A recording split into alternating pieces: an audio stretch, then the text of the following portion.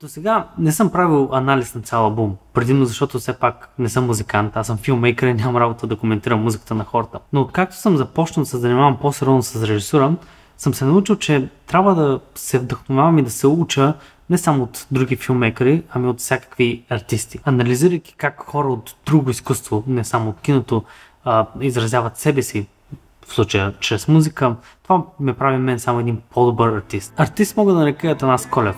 Човек, който преди няколко месеца пусна нов албум, озаглавен "Кой съм аз". Това заглавие, разбира се, ни подсказва за какво аджеба ще се пее в този албум. Но все пак реших да направя анализ на този албум, защото смятам, че в него Наско използва много повече изразни средства, отколкото очевидните. Затова представям ви анализът на "Кой съм аз". Добър ден, назам Наско е, абе Нашко е, пясък и море във вените ми май тече, о как е майсторе, оле майко е. Това, което говоря тук, са неща анализирани само от този албум. Така че ако има неща, които са били свързани с предишния му живот, не ги знам. Особено в личните му отношения, защото това не са неща, които аз по принцип се интересувам. Добре, сега, затворете си очите. Представете си, че сте в началото на 2000-та година. Може би сте чули една от песните по телевизията или по радиото и сте решили да си купите касетка. Сега си пускате касетката и слушате целия албум без да превъртате. Просто си лежите, касетофона до главите ви и слушате. Накарах ви да си представите тази ситуация, защото това е може би начин, по който трябва да се слуша този албум. Този еквивалент на неплатен Spotify според мен е много важна част от целият албум.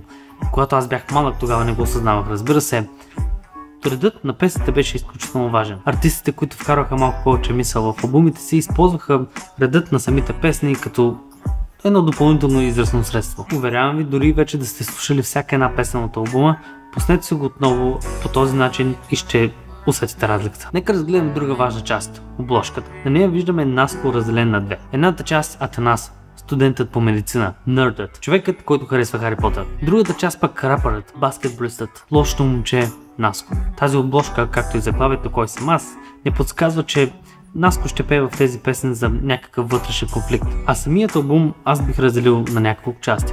Да започнем с част първа.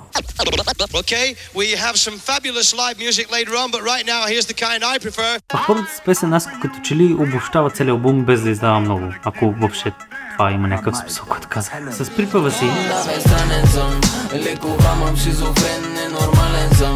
колко хора са в мен, аномален съм. С връзките имам проблем, да бе странен съм. Ръб тотален съм. Според мен той потвърждава, че този албум е за неговата раздвоена личност. Буквално има думата шизофрен. И в първи си куплет той адресира хората, които го критикуват точно заради тази негова личност. Чувам, той е глупав рапър, как ще учи медицина. Той изпитите сигурно с парички си ги взима. Обаче много заморози да заванем ли на бас, че някои от вас викаха Наско педерат. Загадва за това, че е фен на Хари Потър.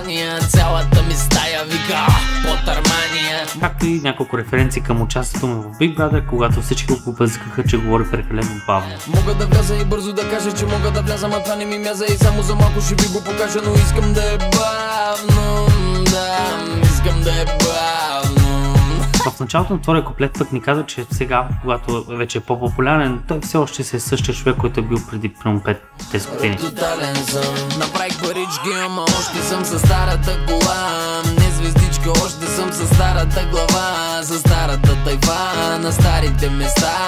Още шляпам чапанки по същата земя. Това нещо също е доста важно малко по-нататък в албума. Има и част на английски, което отново е загадка какво предстои в албума. Много казвам, трябва да се представите, че това буквално е първата песен, която чувате от албума. Не знаете, че по-нататък пее на английски. Не сте чули другите песни преди това. В английската част смятам, че има няколко неща, които също са от голяма важност. Споменава, че без малко е щял да има бебе. Някаква причина е проблем за него. Също така мисля, че тази част от текста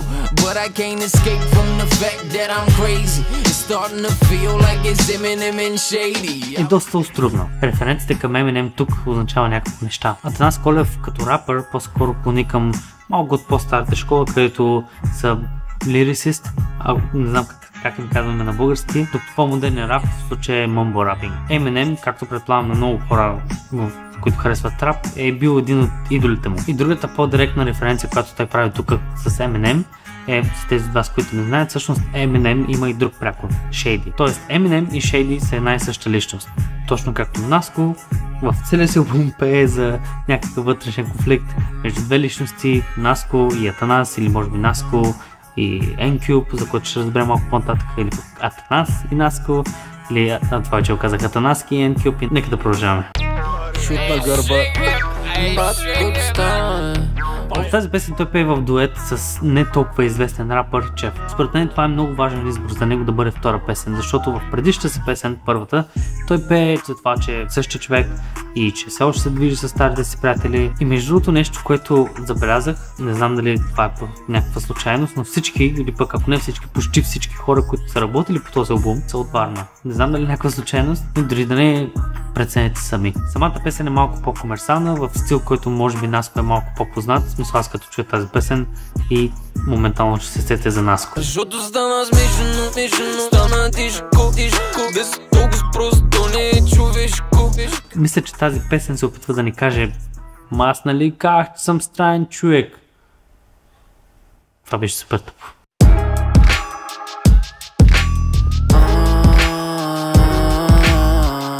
Тук идва и втората част от албума. И това са следващите 3 песни. Това е всъщност моята любима част. Не знам какво ще стане с мен, не знам. Тази песен Наско гледа в миналото, като единствено прави лек опит за поглед в бъдеще.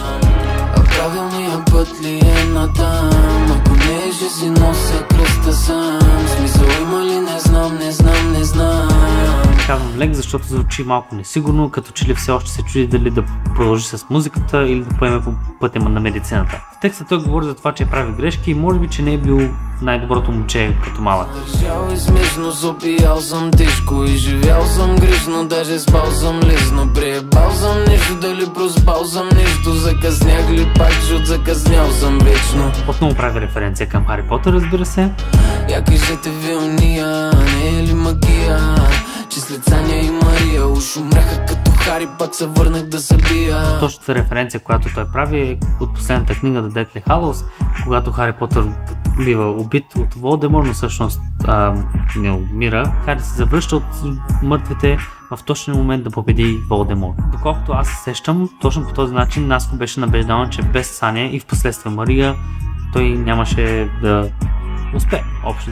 Но въпреки това, все пак в момента буквално правя видео за него, така че мисля, че набира скорост. По-нататък отново споменава за бебето. За малко да се срина, защото Наско без малко бебе щеше да си има. И имаме комплет от Боро Първи, който няма да коментираме сега. Следващата песен. Аз съм егоист, я ме видиш, изчезвам и не вдигам като ми звъниш. Ако предишната песен пееше за миналото, то тук той пее за сега. Пускам никой в себе си, съм залостен. Ако споделям и сякаш ще стана после. Първо съм задник, въпроси задавам после. Питам се как ли приятели са ми още. Казва ни какви са последствията от неговото поведение в миналото. Ти си мисля, че на мене не ми пука. Мисля, че не искам, нямам нужда да са тука. Той е студент, той е човек, на когото не му пука за никого, пълен егоист. В текста той признава, че това е неговата слабост и едва ли не вече е взел дал и няма никакво спасение за него. Си знам, не ме бива това и не мисля да го крия. Вече не знам в този филм аз кой съм, лошия или добрия. Прави референция за някой от бившите си приятелки. И си мисля да съм сам е по-добре за нея. Факта, че казва за нея, за мен това говори, че става въпрос за точно определен човек. Продължава да говори за любовта, като се прави паралел към науката. Любовта ми куца, търся логика в нея, сякаш е наука. Който ни казва, че той всъщност обича науката. Така че браво, Наско, мой човек си. Общо взето в тази песен абсолютно всеки ред не казва нещо и може да се направи отделно видео само за тази песен. Така че просто слушайте внимателно песента и вижте как се чувствате, какво вие разбирате. Може дори да напишете долу в коментарите. Чужди грешки наблюдавай и уроци научавай. Отди си тръгнал, не забравяй. В последната песен от втората част на албума, Наско пее за това какво той би направил, ако се върне назад във времето, признавайки си, че би могъл да се справи с някои ситуации по малко по-добър начин. Питам се като не там се обърна, кой ме накара да бъда глупак. Питам ако сега се върна, щеше ли да е същото пак. По-долу в куплета той изрежда някои неща, които би променил. Жак да искам прошка, извинявай, сяка, остави ме и не съжалявай, с мене ще боли, бягай себе си спасявай. Някои тези неща предполагам, че са свързани с момичето, което беше споменато в предишната песен. Споменава за негов приятел, който не иска да се представям какво се е случило. Марио с мотора се внимавай. Също така и че е изневерявал. Сега се чуя дали тази изневяра не е свързана с това бебе и тази нея, за която той говори. Нова теория. Но също така ни казвате нещо много важно, че Наско, човекът, който играе баскетбол и човекът, който записва музика в мазето си, ще бъде абсолютно същия. Щях да съм пак аз, пак така, пак там, пак с тях, пак това, пак на коша, пак мазата същия. Но въпреки това в припева си все пак пее за това, че иска да се върне. Да може се да се върна, има защо да умирам от тях. Тая болка в добро да превърна, ах искам да върна назад. Което отново според мен показва тази раздвоена личност, която ли казва от една страна, не, няма да променя нищо, защото, нали, аз съм пак ще се бъда същия, обаче от друга страна е човекът, който казва, всъщност може би трябва да отида и да си поправя грешките. И ето тук идва моята луда теория, която предполагам, че е пълна измислица, но няма значение, защото работи и звучи яко. А пък ако Наско го е направил, това е най-големия Потър гений, който съм виждал. Нека да обобщим. Имаме 3 песни. Говорим само за тази втора част. Едната говорим за миналото, другата за сега и третата за бъдещето, което е в миналото. Не знам в какво време трябва да се води това нещо. В едната песен имаме Наско егоистът, в другата песен имаме човекът, който иска по-добро бъдеще за себе си, в третата човек, който гледа в миналото и иска да се върне назад във времето и да поправи болките си. Ако сте фен на Хари Потър и не сте се сетили за какво говоря до сега, не ви признавам. Наричам тази част от албума Даровете на смъртта. Сега някой от вас може би се казва, Турмене, какви дарове на смъртта, какво говориш за тези глупости? Пак си измислиш някакви неща. Нека да ви обясня. Трябва да се върнем при референцията към Хари Потър в Не знам. В простата сцена, за която той говори, както вече споменах, се случва в последната книга Даровете на смъртта. Популярна теория е, че когато Хари бива убит, притежава всички дарове на смъртта, което е причината всъщност той да се върне от смъртта. Не знам това изречение има ли смисъл. А каква е историята с тези дарове на смъртта, ще попитате. Накратко, историята разказва за 3 братя, които стигнали до непроходима река. Тези братя били магиосници. Все пак сме в света на Хари Потър. Те извадили пръчките си, използвайки магия, построили мост. Тогава смъртта се появила пред тях, чувствайки се измамена. Въпреки това, тя им казала, че всеки един от тях ще получи награда за това, че са успели да измамят смъртта. Най-големият брат бил жаден за сила и власт и поискал магическа пръчка по-могъща от всяка друга. Вторият брат поискал силата да може да съживи любимите си хора. Третият брат поискал нещо, което би му помогнало да се тръгне без да бъде последван от смъртта. Човек или магиосник, който притежава тези 3 дарове на смъртта, ще може да владее смъртта, т.е. ще бъде безсмъртен. И ако не ви стало ясно, тези 3 песни са 3 версии на Наско, представляващи всеки един брат. И както вече споменах, той притежава и 3 дарове, понеже са и 3 братя и това е оцелял след Саня и Мария. Много ми е да усещам липса, много ми е и за друг да мисля. Тук идва третата част. Песента моята е транзитна песен. Не виждаме Наско, който вече почти излекуван, взел се пулка. Всяка приказка има край, но идва с пулка. Нашата приказка има край и той ма е тука. Осъзнавайки, че той е човек, който би могъл да има много силни чувства към някой, връзките не са за него. Няма да ме видиш разплакан, любимо ми е сам и сам, пак съм. Избирайки това, виждаме един Наско, който е много по-щастлив в сравнение с другите си песни. Че любовта неразумна е, разумен е края. Разума има само едно лице. Той винаги е дружка. И обществото ни казва, мислете с главите си, а не с сърцата си. В тази песен виждаме плейбой и момчето. Момчето, по което много момичета точат лиги. Искам да кусам, искам да близна. Също така тази песен е доста по-различна от останалите. Повече хаос, отколкото рап.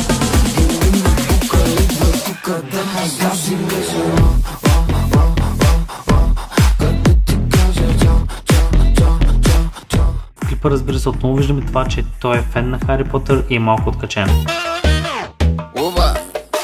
В следващата песен пък имаме ориенталски елементи и фичеринг с Боро Първи и много куплет на Боро Първи. Какво показва трима приятели, които се правят кефа, общо взето играят баскетбол и така нататък, и според мен общо взето ни казва: аз пък слушам чалга, какво пък толкова, какво ще стане.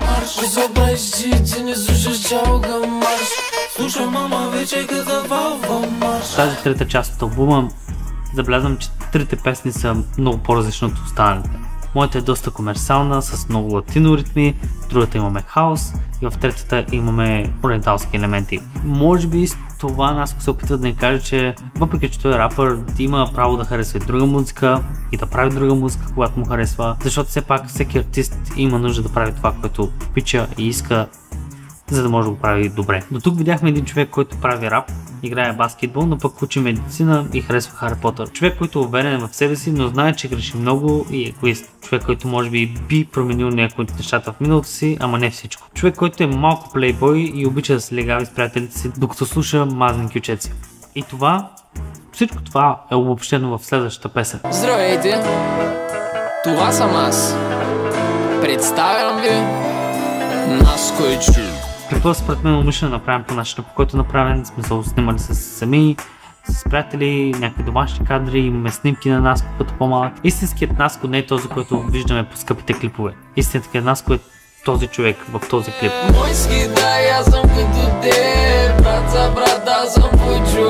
Той описва себе си като човек, обичащ града си и морето.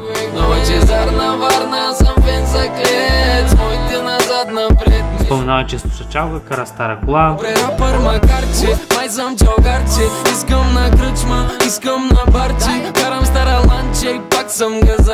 Което е референция към първата му песен и също така споменава и медицината, разбира се. С музика и медицината към джага, уча, защото за главата ми помага. Интересното тук може би е колаборацията му с N-Cube. От песента разбираме, че всъщност N-Cube е старото му сценично име. Когато започна да прави музика още преди да е X-Factor, той също е правил музика на английски, доколкото разбирам, и неговото сценично име е било N-Cube. Куплета, който N-Cube пее, той разказва точно за този момент от живота си.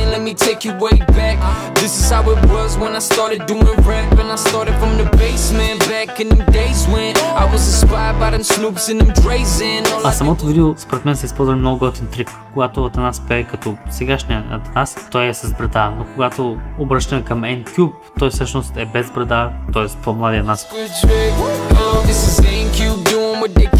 Разбира се, виждаме и снимки и видеа точно този момент на Наско, когато е бил в мазето си и пее, което ни кара да чувстваме носталгия и да се чувстваме дори ние, като че ли сме били там. Според мен албумът може да приключи с тази песен. Другите три песни за мен са бонус. Чрез тях Наско иска да ни върне или по-скоро да ни запознае с старият Наско, N-Cube. Самата музика и текстовете имат вайб на ранните 2000 години.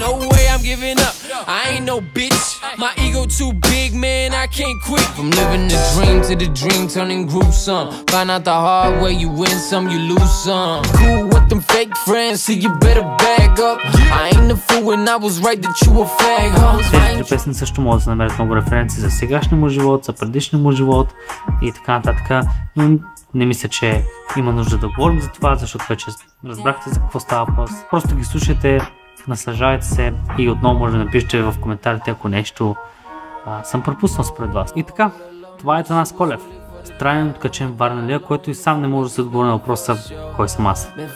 Благодаря, че гледате.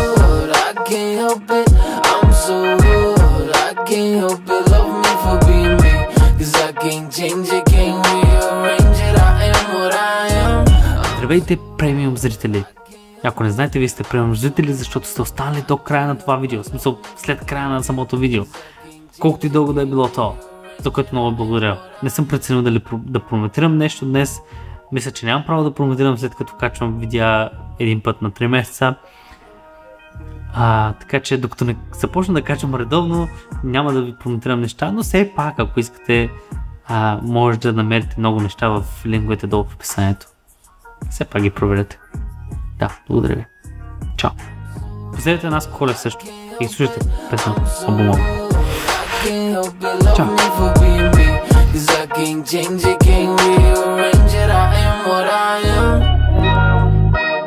Той това. Това го сбеш. Нас кажи. NQ.